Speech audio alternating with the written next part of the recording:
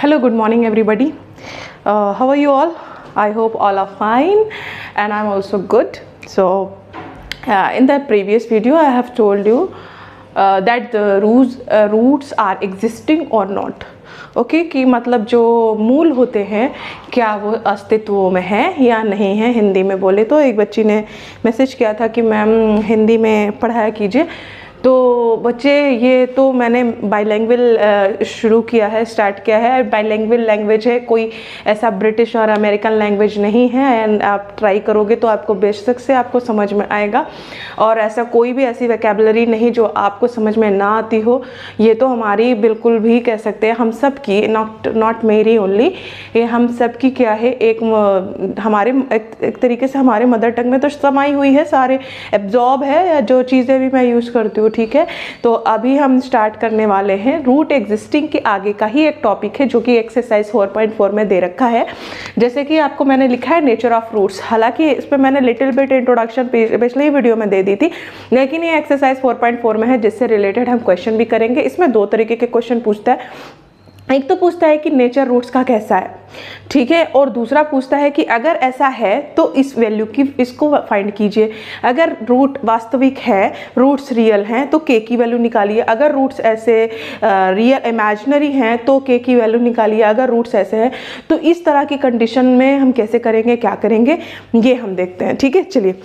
जैसे मैंने लिखा है नेचर ऑफ रूट्स, तो नेचर मतलब क्या होता है, प्रकृति। हिंदी में बोले तो प्रकृति। किसकी प्रकृति? मूलों की। मूलों की प्रकृति। हमें क्या दिखाना है बच्चों की मूलों की प्रकृति कैसी है, मतलब मूल कैसे है। मूल हमारे वास्तविक है, रियल है। रियल मतलब वास्तविक, इमेजिनरी मतलब काल्पनिक, और रियल और इक्वल मीन्स वास्तविक और बराबर। तो ये तीन कंडीशन होती है। पहले फिर से हम इस कंडीशन को देख लेते हैं। तीनों कंडीशन एक बार हम फिर से डिस्कस करेंगे। पहला कंडीशन होता है, पहले तो हम स्टैंडर्ड इक्वेशन लिखते हैं, ax² + bx + c।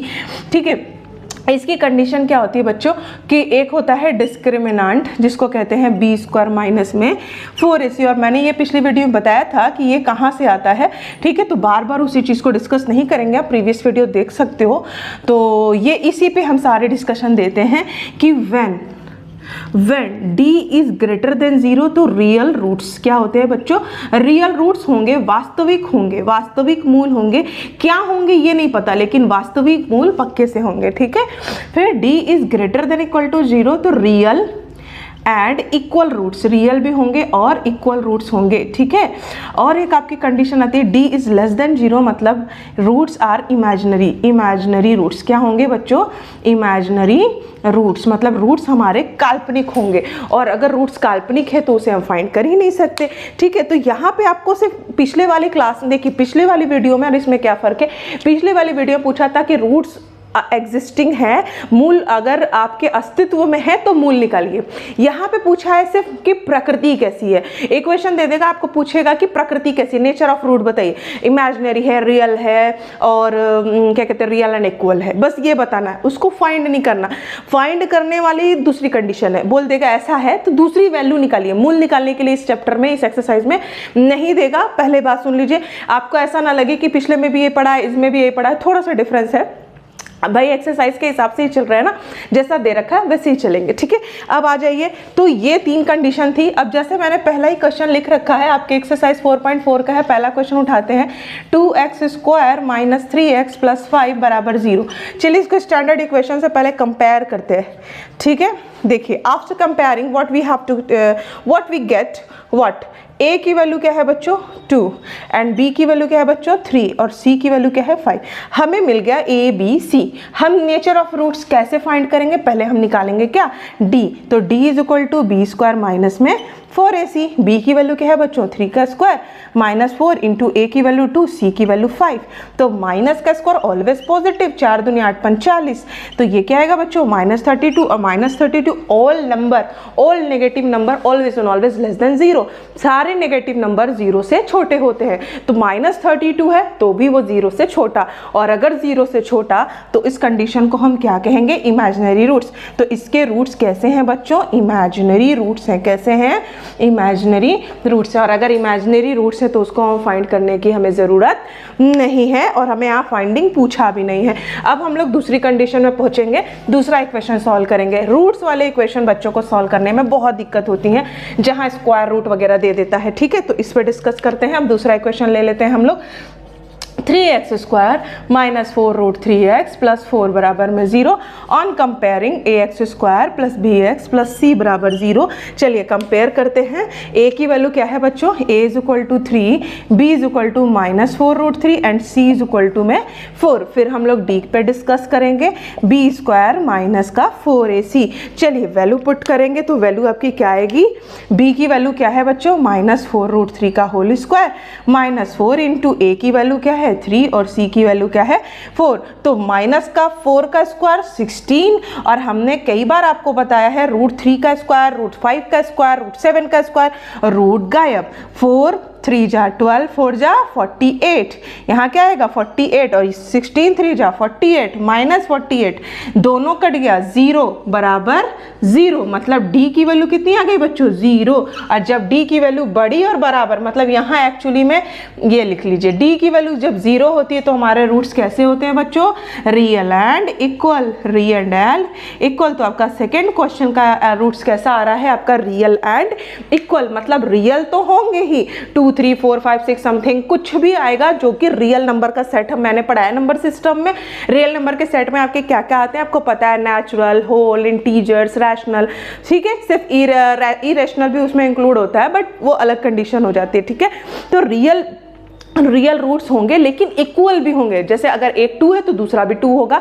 Quadratic equation में कितने मूल आते हैं, कितने रूट्स आते हैं, 2 आते हैं, क्योंकि पावर में 2 होता है, घात में 2 होता है। तो अगर एक 2 आया तो दूसरा भी 2, एक 3 आया तो दूसरा भी 3, एक माइनस 2 तो दूसरा भी माइनस 2। कभी भी एक 2 और दूसरा माइनस 2 आया तो इसको रियल एंड इक्वल, मतलब इसको इक्वल नहीं कहेंगे, रियल तो है बट इक्वल नहीं है। और अगर रियल एंड इक्वल आ रहा है तो दोनों रूट बिल्कुल हूबहू ट्विंस दिखेंगे, ट्विंस, ठीक है। ये हो गया। अब आपका थर्ड क्वेश्चन है, थर्ड पे डिस्कस कर लेते हैं हम लोग, थर्ड पे डिस्कस करते हैं। तो आपका थर्ड क्वेश्चन क्या है बच्चों, थर्ड देखते हैं, ठीक है। थर्ड वाला question 2x square minus 6x plus 3 बराबर 0। चलिए कंपेयर करते हैं, ax square plus bx plus c बराबर 0, a बराबर 2, b बराबर माइनस 6 एंड c बराबर में 3। Then we will put here b square minus 4ac, b is what minus 6 whole square minus 4 into a is 2 into c is equal to 3। Minus 6 का square बच्चों 36, 4 2 जा 8, 3 जा 24, घटाइए, subtract कीजिए, 6 में से 4 गया 2, 3 में से 2 गया 1, ये ग्रेटर देन 0 है। अगर कोई पॉजिटिव नंबर आए, दुनिया का हर पॉजिटिव नंबर 0 से बड़ा है, तो 0 से बड़ा है और 0 neither positive nor negative, you know very well. तो 0 से बड़ा 12 है, तो जब भी d की वैल्यू, अब ये क्या है 12 क्या है d, और d ग्रेटर देन 0, तो d ग्रेटर देन 0 किस कंडीशन में, रियल रूट्स की कंडीशन में। मतलब आपका कंडीशन क्या बना, रियल रूट्स। बस इतने ही तक हमें जाना है, क्योंकि पेपर में अगर नेचर ऑफ द रूट्स पूछता है, प्रकृति पूछती है मूलों की, तो आपको 2 नंबर में मिलेगा, क्योंकि इसमें सिर्फ और सिर्फ हमें चेकिंग करनी है कि मूल कैसे हैं, रूट्स कैसे हैं, रियल एंड इक्वल है और इमेजिनरी है। अब इसका बहुत मोस्ट इंपॉर्टेंट क्वेश्चन जो अब हम डिस्कस करेंगे वो क्या होता है, देखिए ध्यान से। आपको क्वेश्चन में दे देता है किस तरह से, अभी हम बताते हैं, ठीक है। आपको क्वेश्चन में लिख देगा बच्चों कि जैसे आपको क्वेश्चन दे दिया, suppose x square minus 2kx plus 3, ठीक है 3, इसके बोल देगा roots are equal and real. Question क्या बोला बच्चों, roots are equal and real.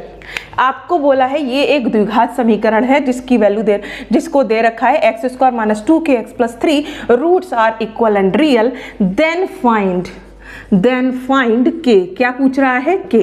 अब देखिए हमें ना एक इक्वेशन दे रखा है, द्विघात समीकरण, x square minus 2kx plus 3, और बोल रहा है कि इसके रूट जो है रियल और इक्वल है, रियल एंड इक्वल है, तो k की वैल्यू निकालिए। इसमें k एक अलग सा वेरिएबल आपको दिख रहा होगा, तो ये जो k है ना, इसकी वैल्यू हमें फाइंड करनी है। तो अब देखिए कि हमारा रियल और इक्वल वाली कंडीशन कौन सी थी, d बराबर 0। तो सबसे पहले हमारा दिमाग में आना चाहिए कि हम a b सी की वैल्यू निकालेंगे और डी बराबर 0 की वैल्यू में पुट कर देंगे तो हमें आंसर मिल जाएगा। तो अब चलिए निकालते हैं। पहले इक्वेशन लिखिए x square minus 2kx plus 3 and we have to write standard equation. ठीक है, एंड ऑन कंपेयरिंग, अगर x स्क्वायर के आगे कुछ नहीं तो बच्चों ऑलवेज वी कैन पुट 1। तो a की वैल्यू 1, b की वैल्यू -2k। अच्छा, यहाँ कंपेयरिंग में बच्चे बहुत सारे बच्चे कंफ्यूजन में आते हैं, क्योंकि मैंने ऑफलाइन भी पढ़ाया है, ट्यूशन कोचिंग भी पढ़ाया है, तो बहुत सारे बच्चों को, स्कूल में भी मैंने देखा है, बहुत सारे बच्चों को ये दिक्कत होती है कि क्या कहते हैं कि जब भी अननोन्स की वैल्यू निकालने आते हैं ना बच्चे, वहाँ पे कुछ बच्चे b की वैल्यू -2x लिख देते हैं, जबकि जिस फॉर्म में क्वाड्रेटिक इक्वेशन दे रखा है, यहीं पे एक बहुत इंपॉर्टेंट चीज आपको सीखनी है, कॉन्सेप्चुअल चीज है। जिस भी घात में आपका द्विघात समीकरण दे रखा है, उसकी जो दूसरी वाली घात होगी, मतलब एक x के पावर 2 और दूसरा x के पावर 1, उसको छोड़कर जितने बचेंगे वो सब b की वैल्यू होती है। जैसे यहाँ देखिए, ये क्या है आपका x स्क्वायर का कोफिशिएंट क्या कहलाता है, a, और फिर x स्क्वायर के बाद जो द्विघात बना है, अगर पावर में x के पावर 2 है तो द्विघात समीकरण किसके पावर में, अगला पॉइंट किस पे पावर में होगा, x के पावर में 1 होगा। k का कोफिशिएंट नहीं देखिएगा, x का कोफिशिएंट, x के पावर 1 का कोफिशिएंट कितना है बच्चों, ये पूरा -2k। अगर मान लीजिए इसी क्वेश्चन को हम दो तरीके से लिख दें, x स्क्वायर -2kx प्लस 3 बराबर, मैंने ये एक क्वेश्चन लिखा ये, और एक लिखा x स्क्वायर, ऐसे लिख दिया k स्क्वायर -2kx और प्लस 3।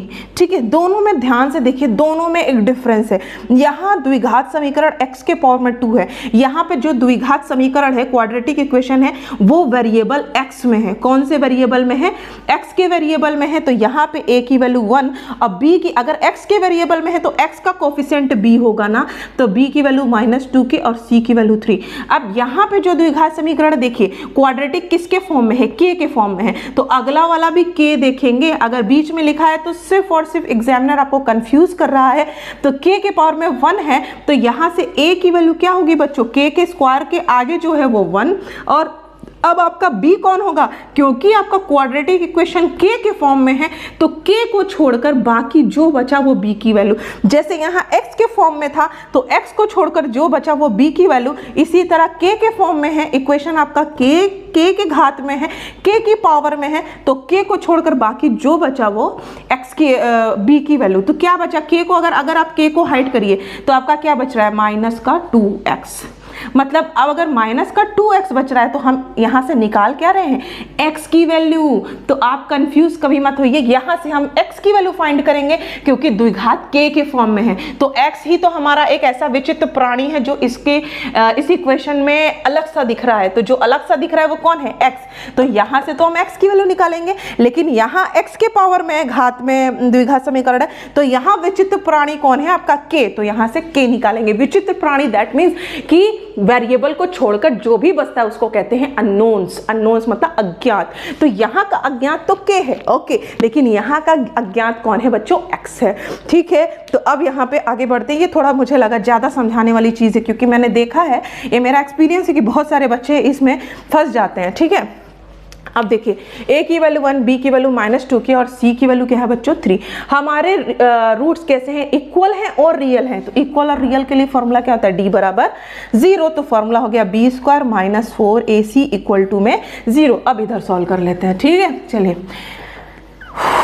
अब देखते हैं, वैल्यू पुट करेंगे, b square -4ac equal to में 2a। b की वैल्यू क्या है बच्चों, -2k का होल स्क्वायर -4 इंटू a की वैल्यू 1 और c की वैल्यू 3 बराबर में 0।